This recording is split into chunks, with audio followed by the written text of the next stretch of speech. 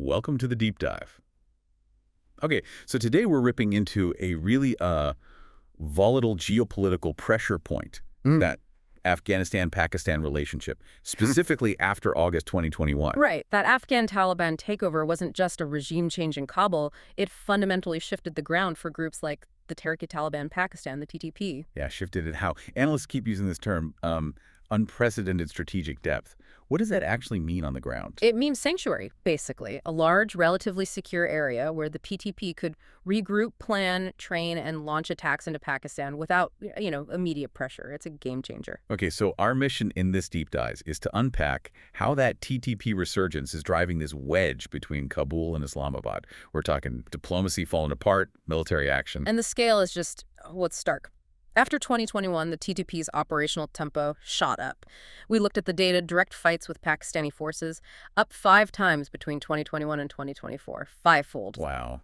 That's a massive escalation. So let's get into the core grievance. Pakistan keeps pointing fingers across the border. What's the main complaint? Safe havens, plain and simple. Pakistan insists TTP fighters are sheltering, training, operating pretty openly inside Afghanistan. And the Afghan Taliban. Publicly. They deny it. They say they don't allow Afghan soil to be used against other countries. What the evidence? Well, the evidence suggests otherwise. We see increased TTP movement, militants confirmed operating in Afghan provinces right near the border, Paktika, Kunar, Nangarhar, Paktia. That cross-border mobility is undeniable. And it's crucial to remember what the TTP wants, right? This isn't just random violence. No, not at all. Their stated goal is to overthrow the Pakistani state and establish their own Islamic emirate, modeled directly on the Afghan Taliban system. And they've sworn allegiance to the Afghan Taliban leader. They have, publicly. Which makes this whole situation incredibly awkward, diplomatically speaking. Which brings us to the attempts at talks. There was a moment, wasn't there? Mediation. There was, briefly. The Afghan Taliban actually confirmed they were mediating back in May 2022. They helped broker a temporary ceasefire between Pakistan and the TTP. And the Haqqani Network was central to that. Yes, Sirajuddin Haqqani himself, the Taliban's interior minister, head of the Haqqani Network, was reportedly facilitating those talks in Kabul, a major player trying to bridge the gap. But it didn't last. The ceasefire collapsed. Why? What happened? It seems the TTP felt emboldened. They likely believed they didn't need to make concessions, the talks broke down, and the violence inside Pakistan surged again. We saw major attacks on military bases in 2024 and again in 2025. So diplomacy fails, violence goes up.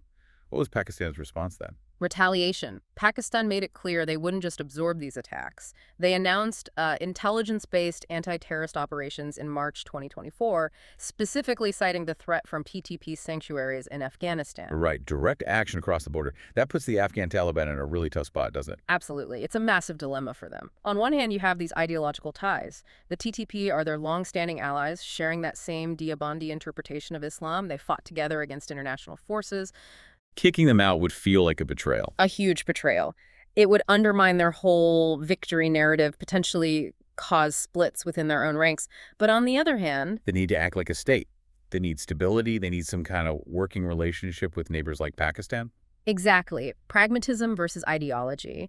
Their public denials about hosting foreign paragroups just don't square with the reality that their victory created this strategic depth for the TTP. Commanders flowed into Afghanistan. So we're stuck in this deadlock. Pakistan demands action on the sanctuaries. The Afghan Taliban are unwilling or unable to forcibly expel the TTP because of internal dynamics and ideology. And that deadlock means effective containment is incredibly difficult. Diplomacy keeps hitting this wall. So the key takeaway seems pretty clear then. Post-2021, the TTP got this massive boost in operational capability, fueled by that cross-border access. And that's become the primary driver of instability between the two countries, no matter the diplomatic efforts. That's the core of it, yes. The strategic landscape fundamentally changed. Okay, so here's something to think about. We know the TTP uses religious ideology, but they're also really good at tapping into local Pashtun grievances, challenging the state's authority on multiple fronts. Considering that, how much of Pakistan's internal security crisis now is actually being driven by decisions or maybe indecisions happening outside its borders? Decisions its own government has very little sway over, something to keep in mind.